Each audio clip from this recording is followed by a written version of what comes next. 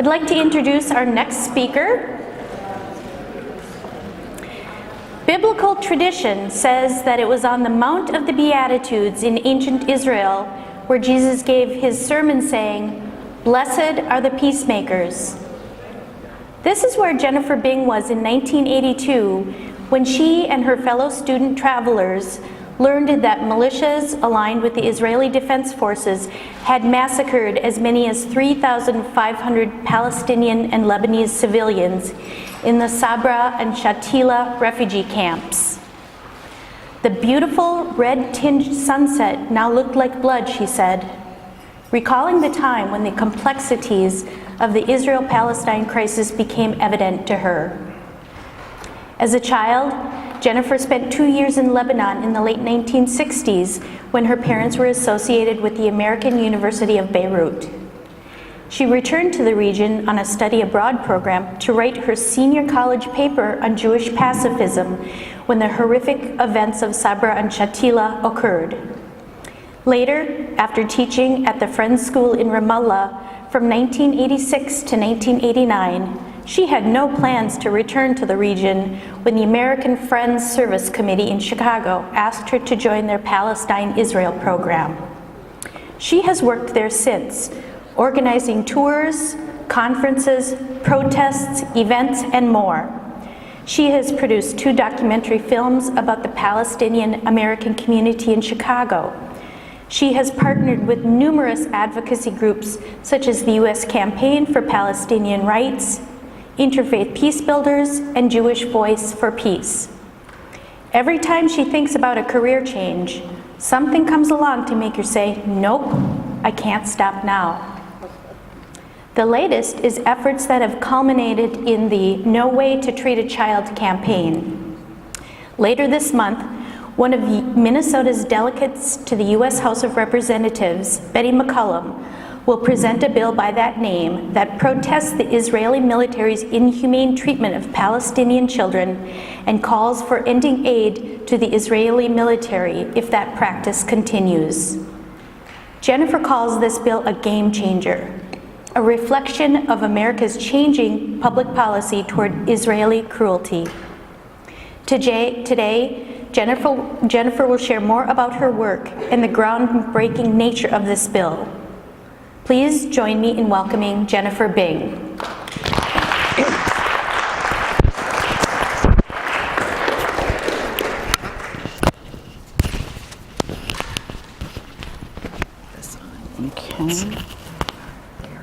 Okay, great. Thank you, Allison, for that very personal introduction. Allison called me to say, "Can you tell me some personal stories about yourself?" And I'm like, "I sent you all my writings and everything." But she got the Mount of Beatitudes story out of me, so good to bring that back. Yeah, it's hard to believe, 35 years. Some of you in this room, I'm sure, have also spent your lifetimes working for social justice and peace as well, so you can relate to that. I also just want to thank all of you, and like Anne picked me up from the airport, and this beautiful room is just everything. I think we should give an applause for all the people behind the scenes doing all the work.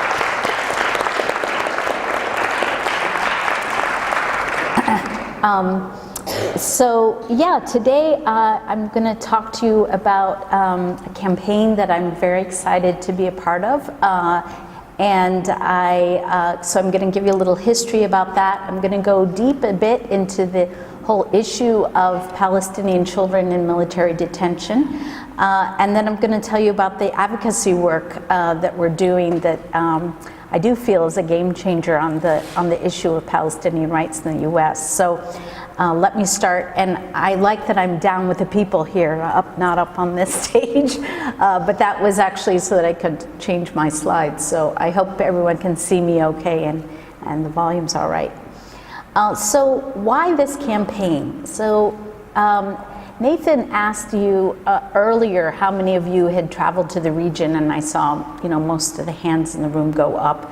And that is true I think for a lot of people who take on the issue of Palestine and Israel is because they've had an experience of actually going there and seeing things on the ground.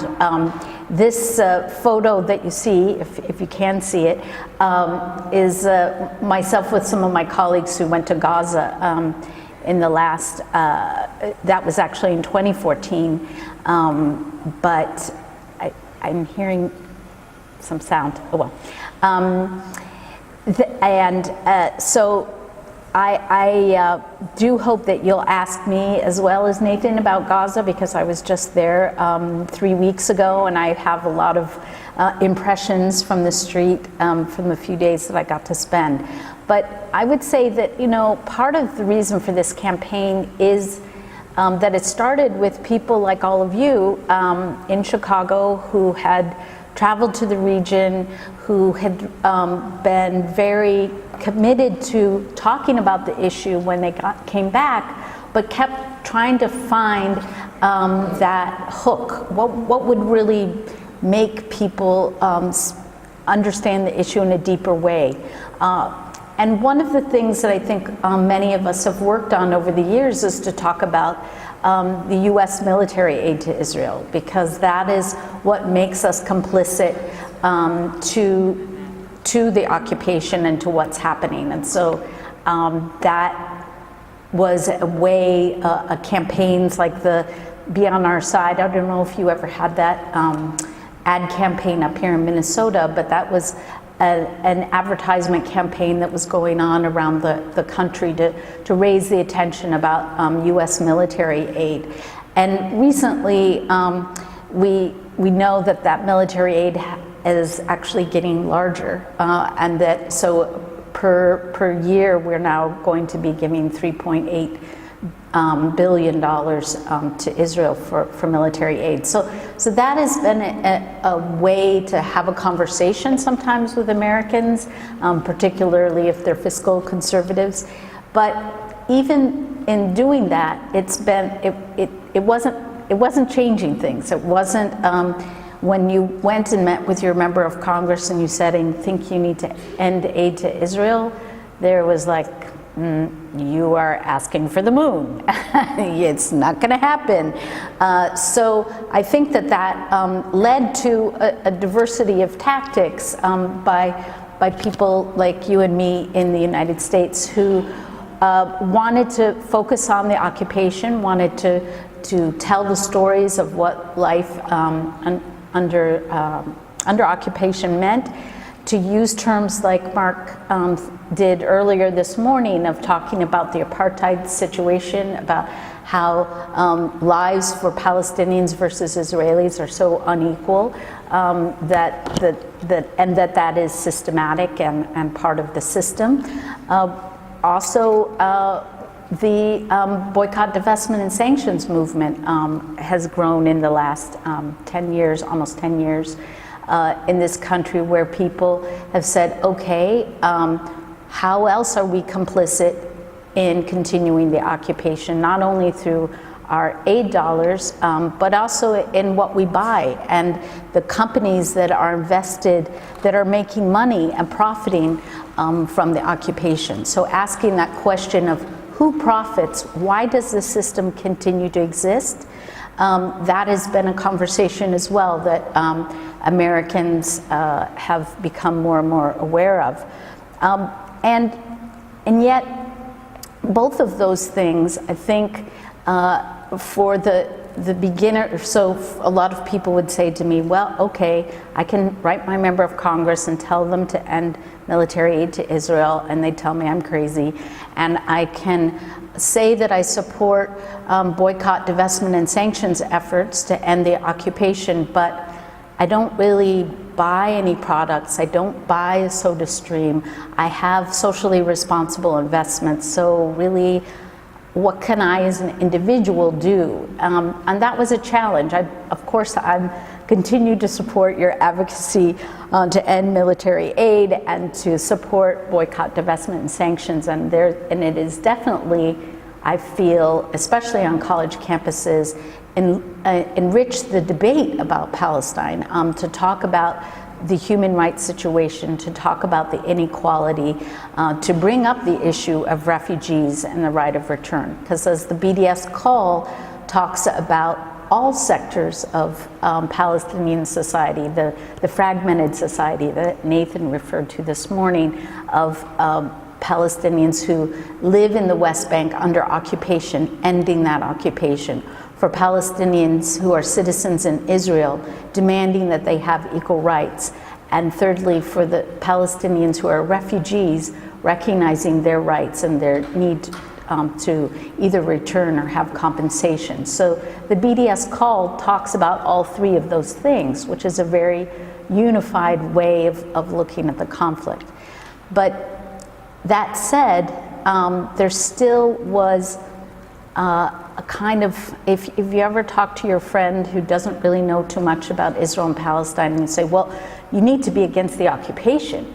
And you just kind of see this, if they haven't been there, if they haven't been on the delegation, you kind of see this kind of glazed look in their eyes, like, occupation, you mean job? Like, no, military occupation. What does military occupation mean? And I think that that's, if I were to reflect on all the years of my activism, which has, been too many decades of doing this work, but that would be a self-critique of that still, even though all the conferences, all the protests, all the letters, all the movies, everything that I know I've been a part of or other people have been a part of, still wasn't able to help people understand what the occupation means, how is it. So that's what gets me to this campaign. One of the things that you will probably remember when you traveled to Palestine is how many kids were there.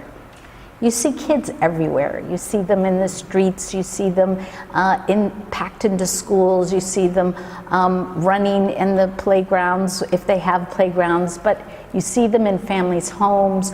They're just everywhere. And that is true. Almost half of the population in Palestine are under the age of 18.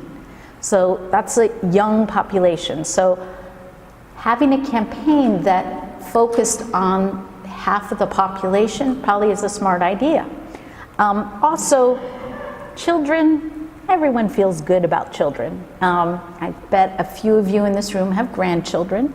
And we know how much we kind of have our heart on their feel for their future, that we want to leave them a better world, that we want them to maybe have things that we didn't have, or we really vest our future in young people. And certainly I think that is part of the message of this campaign, is that children in Israel and Palestine are the future. That if there is going to be reconciliation, these young people under the age of 18 are inheriting this conflict and will move us forward in a direction either toward peace or to perpetual war. And that should be something that resonates with all of us, including members of Congress, we hope. So the other picture on this slide is a picture of a man named Ra'ed, who it works at a youth center up in Al-Farah, which is used to be a prison north of Nablus, if you've ever been to the Nablus, Jenin region. And Al-Farah prison was actually established during the British Mandate as an army camp and was used to detain Palestinians way back during the Palestinian Mandate. After 1967, the camp was transferred to the Israeli government, and the Israeli army used it as a prison to interrogate and hold Palestinians there. So Ra'ed was a college student during the first Intifada, when I was also there living in Ramallah as a school teacher at that time, 1987, 1988. And he was detained in this prison, and the prison now is after Oslo was turned over to the Palestinian Authority, and it is now a youth center.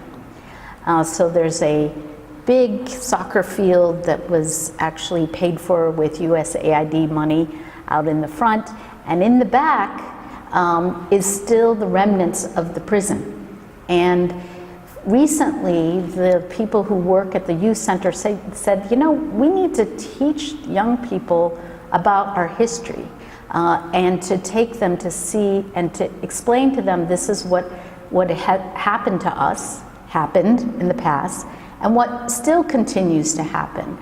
So I don't know if any of you have had the opportunity to go to South Africa and to go to Robben Island and to see where Nelson Mandela was held. But going to this former prison, for me, kind of had that feeling. You could see, and Ed showed us how, where their hands were tied, where the concrete blocks that they had to sit in the sun, the wall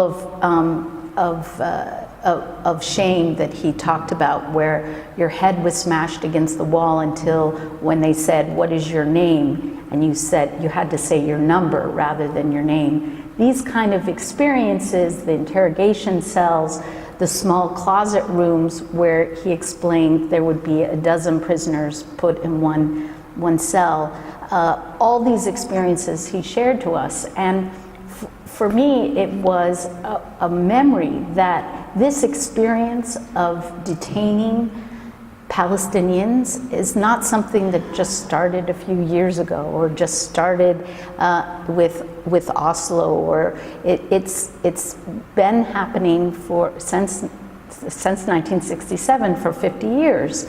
So that we now, when we talk about the issue of children in military detention, this is something that has been happening for decades, and something that grandparents and mothers and fathers and now children have all experienced. 40% of Palestinian males living in the West Bank have been imprisoned. 40%. So when I say that sometimes in audiences, people are like, "Whoa, that's a huge percentage," because we talk about the school to prison pipeline in this country, etc. But 40% of a population, let's just keep that in the back of your mind. So noting that this is a historic issue, that is a issue that affects a huge percentage of the population, and it's a story that we felt needed to be told, that by talking about Palestinian children in detention, we could talk about the whole story of what occupation is. So what we did was to start the campaign 2 years ago by initially thinking that our effort was going to be to educate. So we just wanted to get out to communities and to start finding organizers like some of you in this room who have been working on the issue for a long time or looking for a new campaign or a new ask, and to start to use resources to educate our communities both about what is happening to Palestinian children in detention and then taking that to our members of Congress. So these are just some of the cities around the country that have been engaging. Also, our campaign is spread to Australia and Canada. So as you can see, this framing of the issue of talking about children has had some resonance elsewhere. One of the things that we did right from the beginning, and I should back up and say who the we are, I work with the American Friends Service Committee, which is a Quaker organization that has almost 70 years now of engagement with the Palestinian issue. We started our work in Gaza and continue to have programs in Gaza and Jerusalem, the West Bank, and Israel.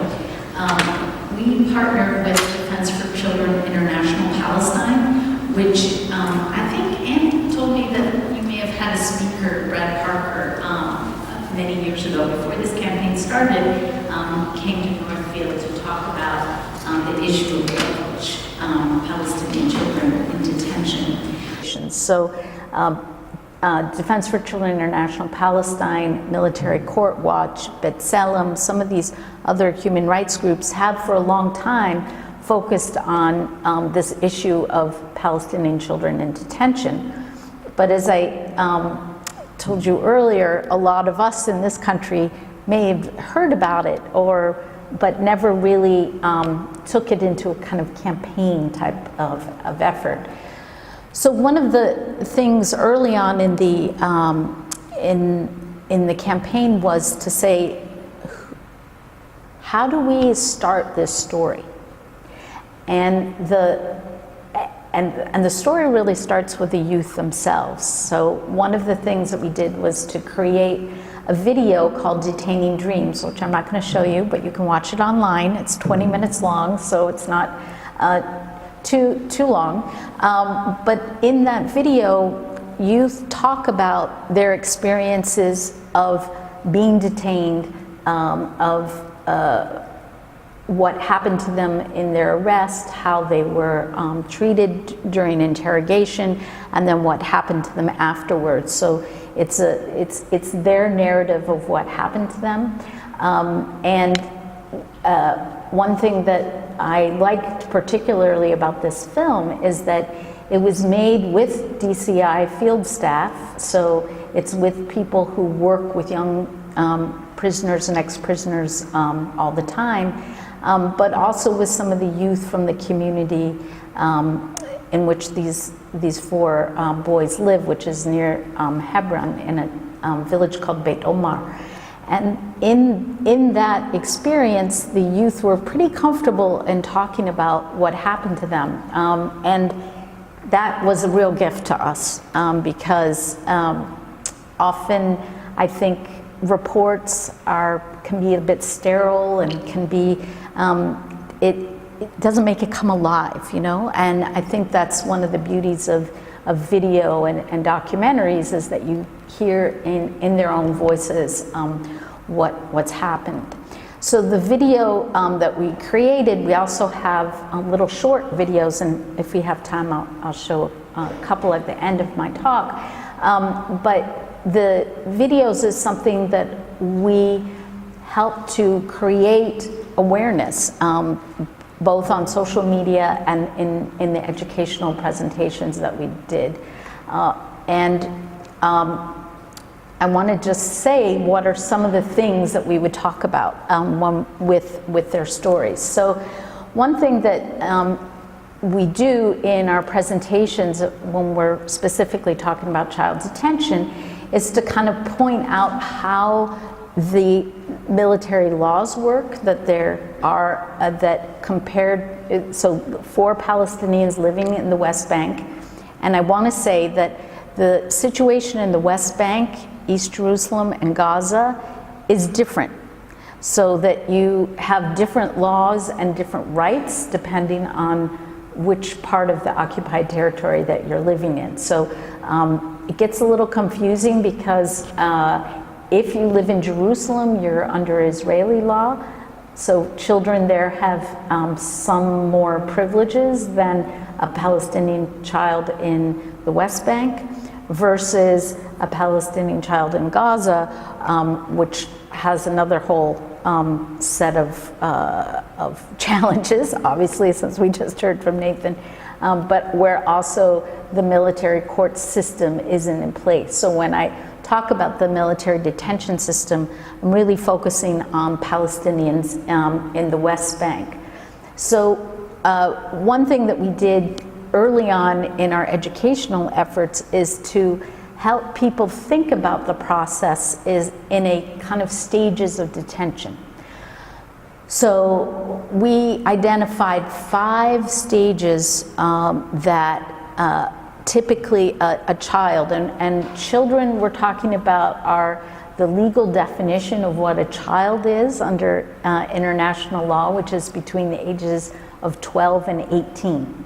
So actually a child under 12 is a child, but in terms of the ability to legally detain a child, no child under 12 can legally be detained.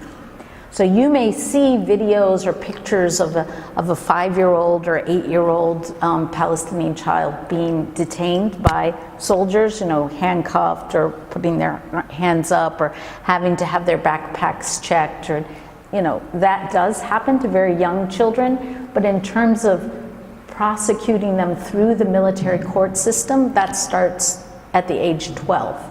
So if a child is detained and and it is proven that they're under the age of 12, they're immediately released.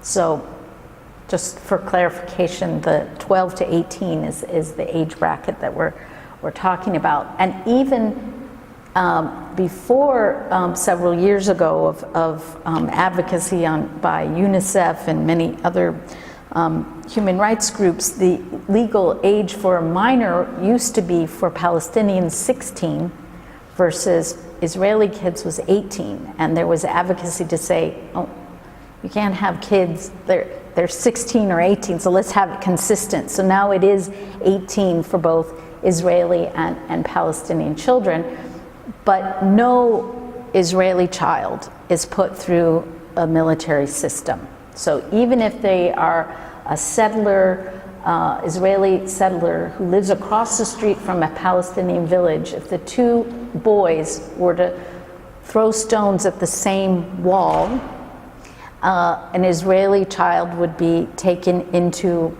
Israeli civilian court and processed through civilian laws and not go to prison, for sure.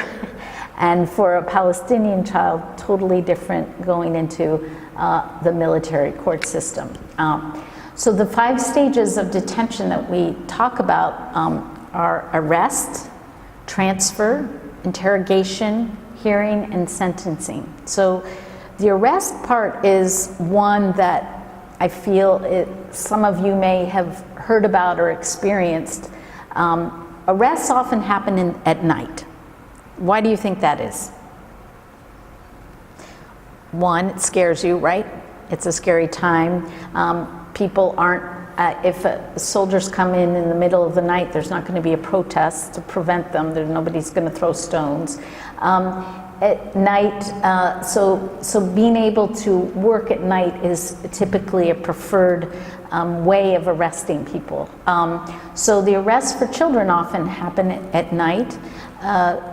What typically happens is soldiers will come to the door, the children will be asleep in their beds, they come in with, machine guns and everything, and take the child out of, handcuff them, hand tie them, put a blindfold on, and take them out of the house.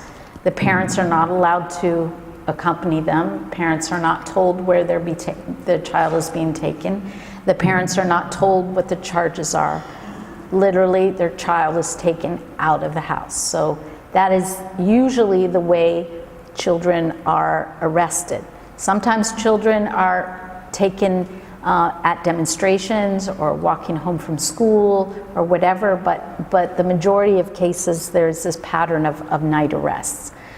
Then children are taken in, and I should say that a majority of children that are arrested are boys. There are a few girls that are that have been arrested, and there actually been an increasing number of girls, but it's 95% of the cases are young boys.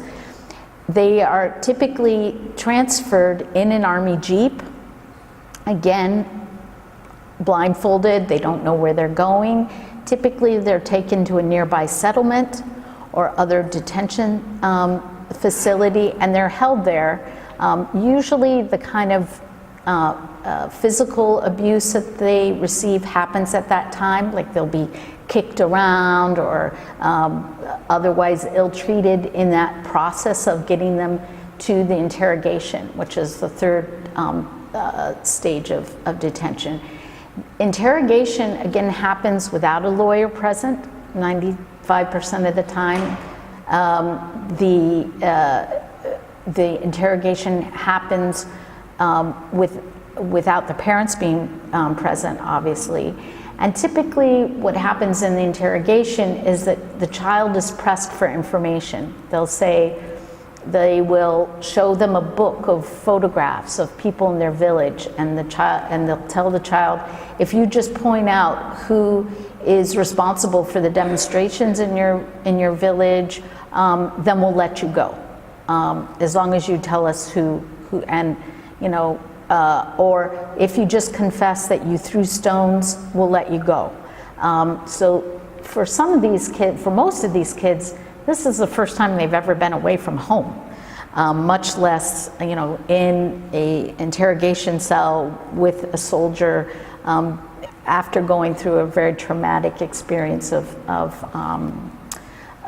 transfer. And then in that interrogation, a majority of children will sign a confession. Often that confession is written in Hebrew, which is a language that they don't understand. But what typically happens is that they'll confess to throwing stones, and then they are taken in to a military court hearing where they are sentenced. And the sentence typically for throwing stones is 3 months in prison. So where those prisons are located in, there are 2 detention centers, one in the north and one in the south, and they're often, or south, kind of near Ramallah, called Ofer Prison. Some of you may have seen it on delegations because it's on the bypass road that gets you to the airport from Jerusalem. But in the detention centers, then children are often sent to prisons that are inside Israeli territory. So that is a violation of international law to take children out of their country, quote unquote. And as all of you know, for a typical Palestinian living in the West Bank, you can't get through the checkpoint to get into Israel. So that means that there's no family visits, there's no phone calls, there's basically no contact between the parents and children. The only contact that they typically have is in the military courtroom where they're sentenced. So how prevalent is this? There is typically about any time there's probably 300 or 400 Palestinian children in the detention center, and about 700 a year are sentenced and go through this process. So one of the disturbing trends has been placing children in solitary confinement, and this has been escalating, in particular in the last year, where there were 66 children who said that they had been in solitary confinement, sometimes up to 13 days. Can you imagine, as a young kid? Here's a picture of the Ofer military court. You see, it looks like a prison, which it is. That is what it is. And this is a picture of inside a military court. It basically looks like a trailer. I had the opportunity to go to one, which I wrote about a couple of years ago, because it was really surreal to be in this little court and to quote unquote, and see the young boys coming in, and the whole conversation is in Hebrew. Some of it is translated for them, and some isn't.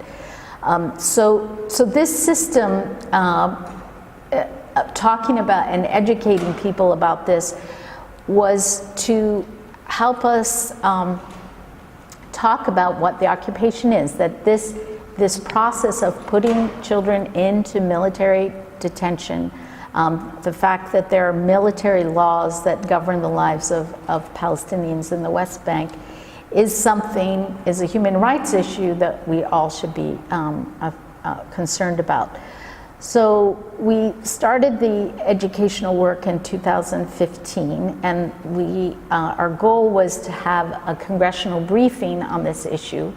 And in June of 2015, this is a picture of our first congressional delegation, our first congressional hearing, where we brought some witnesses of people who had a young, actually Palestinian American boy from Florida, Tarek Abu Khader, who had been detained in Jerusalem in similar circumstances, and the videos of children talking about their experience. We brought it to Congress to talk about this issue, and we were very pleased that Congressman Keith Ellison was the person who welcomed that congressional briefing, and we really literally didn't know if anybody was going to show up. I think even Congressman Ellison wasn't sure that anybody was going to show up, but they did, and we filled the room, and over 25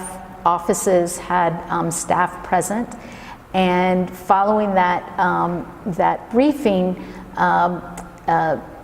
Congresswoman Betty McCollum introduced a Dear Colleague letter that said, that was a Dear Colleague asking the State Department to prioritize the issue of Palestinian children's rights to the State of Israel and its relationship.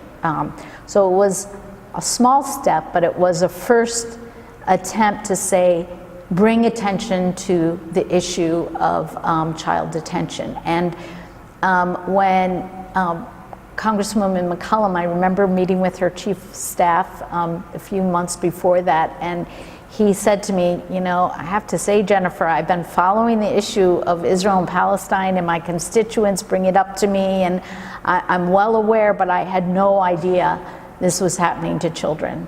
And I thought, okay, so if a sympathetic member of Congress doesn't know this is happening to children, then probably a majority of members of Congress don't know that this is happening. So we thought maybe we could get 2 or 3 members of Congress to sign on. We knew that Congressman Keith Ellison was a supporter, and we knew that Betty McCollum was a supporter, but with the advocacy that had built in these last few decades, 19 members of Congress actually signed on to that first congressional letter in 2015. And we were surprised. I mean, we were pleasantly surprised. I mean, 19 doesn't sound like a lot if you say there's over 400 members of Congress, but the fact that up until that point there had never been a letter about Palestinian human rights that was signed by that many members of Congress is pretty remarkable. So I think it was a turning point. And we've realized that this issue did have resonance, and that it was worth continuing to advocate and talk about this issue. So the second year, you know, like a good campaigner, you start here and then you escalate a little bit, and then you escalate, you know, you keep inching toward your goal. And of course our goal is to end the occupation and to have equality and peace and justice between Israelis and Palestinians, and that's a big goal. So how do we build toward that? So the first Dear Colleague letter was to kind of get people aware of the issue and to raise it to the State Department this was under President Obama. The second year, the Dear Colleague letter had a little bit more of an ask to it. It was to say, hey, guess what? We're back a year later and this is still going on, and there have been State Department human rights reports for the last decade that have said this is a problem, but nothing's changed. So how do we start to how do we have some accountability for this issue? And the idea at that point was to call for a special envoy to be, for the State Department to set up a special envoy to look into the issue of Palestinian children. Okay, again, an ask that wasn't going to happen, but was a vehicle for kind of adding a little bit more pressure and to say that accountability needs to exist. And that Dear Colleague letter got 20 signatures, so we got another additional, we went up to 20, but it was actually more than the 19, because the 19, a couple of them had lost their seats or retired from Congress, so we got some new people into the mix in 2016. And so we were pleased, but then something happened. You know, in 2016 there was this election and, you know, we were like, oh no, because frankly, the No Way to Treat a Child campaign, we're kind of hoping for a certain new president who boasted about her advocacy on behalf of children would be our next leader. And so we thought that our campaign was going to be, you know, just right and ready, but alas, that was not to be. And we were kind of saying, okay, so what do we expect with this new administration?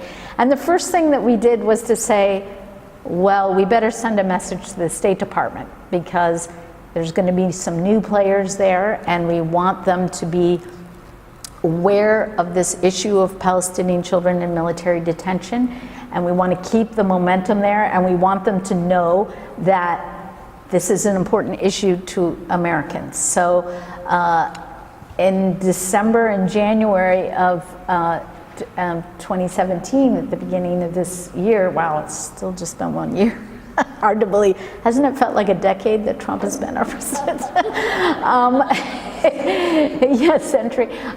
So we collected 11,000 signatures in 1 month, and we delivered, this is a picture of a few of us, we delivered the petition to the State Department the day after Secretary Tillerson was appointed in his new position. So we felt good that we made a statement, but yet at the same time we knew that the conditions were still challenging, that were still difficult, and that and yet we felt that maybe there was an opening.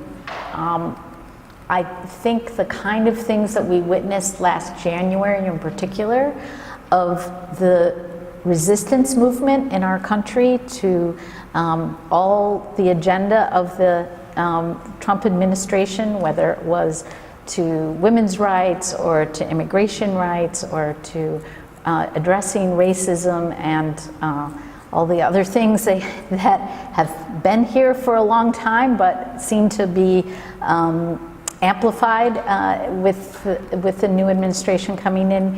I remember going to Washington, D.C. in January and meeting with some of the people who had signed our previous Dear Colleague letters and some senators who we've been trying to cultivate for a while. And they said, our phones are ringing off the hook. Like, Americans have woken up, they're engaged, they want to get involved. You think it will continue? And I'm like, I hope so. But it was also an opening for particularly the Democrats in Congress to say, you know, we don't have to worry about crossing the president. We don't have to worry that that we're being critical of this of our party because our party's not in power anymore. So maybe now is the time to speak up. So Congresswoman McCollum, yeah, I can't tell you, it's so wonderful to have a champion on an issue. She saw the statistics, you know, she saw that the rise in violence, particularly with the more children being killed at checkpoints, children who are accused of having knives in their backpacks, and some attempts at stabbing soldiers, more and more arrests as settlers in the West Bank, particularly if you follow the news in Hebron and any areas in the West Bank that are close to settlements, the increase in Army night raids and just the tension that's building and building as settlers, Israeli settlers really have free reign. There's like nobody holding them accountable. Not that there ever was, but it's kind of an emboldened moment, I think. And that was of great concern to, to everybody. And as we came up on the 50th anniversary of the occupation this June, we decided to hold another briefing talking about the impact of these 50 years on children and the lives of Palestinians living under occupation. And at that time, we began to work with, Congresswoman McCullen's office started to work on a piece of legislation. And in that legislation to not just be a Dear Colleague letter, but be a vehicle for all of us in this room and around the country to take a piece of legislation that we could take to our members of Congress and say, are you with it or are you not? So some of where we've been building our power is in the faith communities. This past summer, in July, the United Church of Christ passed a resolution on child detention and actually calling for the end to U.S. military aid to Israel. That was an overwhelming victory and majority in the UCC church. And so if you are a member of the UCC, you have an opportunity to talk to other UCC churches about this issue, bring the Detaining Dreams documentary, etc. A year before that, the Presbyterian Church, always a leader when it comes to Palestine issues, also passed a resolution at their annual convention on Palestinian children. And this next year, we are hoping that the Methodists, some regional Methodist churches have also passed resolutions. The Mennonites and many of the other organizations who are engaged in this issue. And this helps also a lot of people in faith communities want to be educated but want to do the actual advocacy. I don't know if any of you are actually in this picture. It's kind of light in here, but this is a picture from Minneapolis with Betty McCollum and who the local Minnesota Break the Bonds and other groups gave her an award for her advocacy on behalf of Palestinian children. This is an example of how groups have come together to thank and to keep holding accountable our members of Congress. So we're hoping on November 14th, so just right around the corner, a bill will be introduced that will require the Secretary of State to certify that United States funds do not support military detention, interrogation, abuse, or ill treatment of Palestinian children and Palestinian children. So the bill is very specific, saying our aid dollars need to be held accountable. So this, again, if we look at the trajectory for this campaign, this is asking for a little more accountability. And this is actually a bill, like not a Dear Colleague letter, but a bill. So that means this is something that can go through the whole legislative session. Now, do we think this bill is going to pass? No. Do we think this bill will encourage more debate and discussion on this issue? You bet we do. And when this news comes out in a couple weeks' time, and I encourage you to urge other Minnesota representatives like Mr. Allison and others to join Betty in this legislation. They haven't yet, but there's always time. That that we will send a message to Israel that on this issue of Palestinian children in detention is a sore point in the relationship between the U.S. and Israel. And as we said, you know, you can be a friend of the Israeli government and still disapprove of its actions. It shouldn't be a difficult thing to ask of our members of Congress to demand that there be justice and that children shouldn't be experiencing the kind of abuse that they do. So we've created a lot of things. We have a very rich website that's easy to remember, No Way to Treat a Child, although some people say No Child Left Behind, and I have to keep saying, no, that's a different thing. It's not No Child Left Behind, it's No Way to Treat a Child. And again, we came up with that name because we're talking about treatment. The ill treatment of Palestinian children is what is wrong, and that we have to hold accountable the abuses of children. So we've created things on this website that you can look at if you want to look at the overtures that have been passed by the different denominations like the Presbyterians and the United Church of Christ and Methodists. Please do that. I'm really excited to hear your interest and questions about this campaign, and I think it's in addition to your needing to do advocacy, of course, on ending the blockade of Gaza and in general holding ourselves to demanding justice. I hope that you also think about the children. I have, in my last remaining seconds, I will show you just a real quick, as I said, we have a couple of short videos that we use, things that you can share on your social media, etc. So.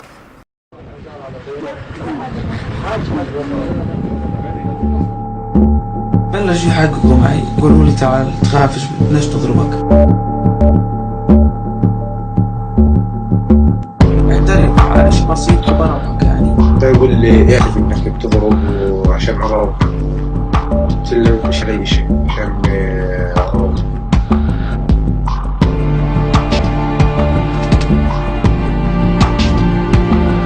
أول مرة ما اعترفتش طلعت طويل وضخم. لو بضربني على رجلي فعودت اعترفت حجر. عملوا انا الاشي الصعب هذا البني ادم، فاضطر انه يصير يضربني، مسكني من راسي وخبط راسي في الطاولة ضربني هنا بوكس عبرني.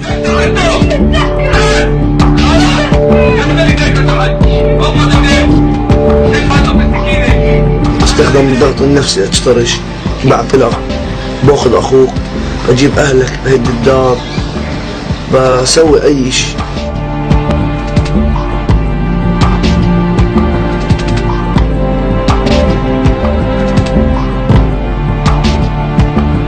حياة الطفل الفلسطيني طبعا كلها خوف وذل وقهر وكل شيء يعني يتعلق التعليم كل ذل وقهر.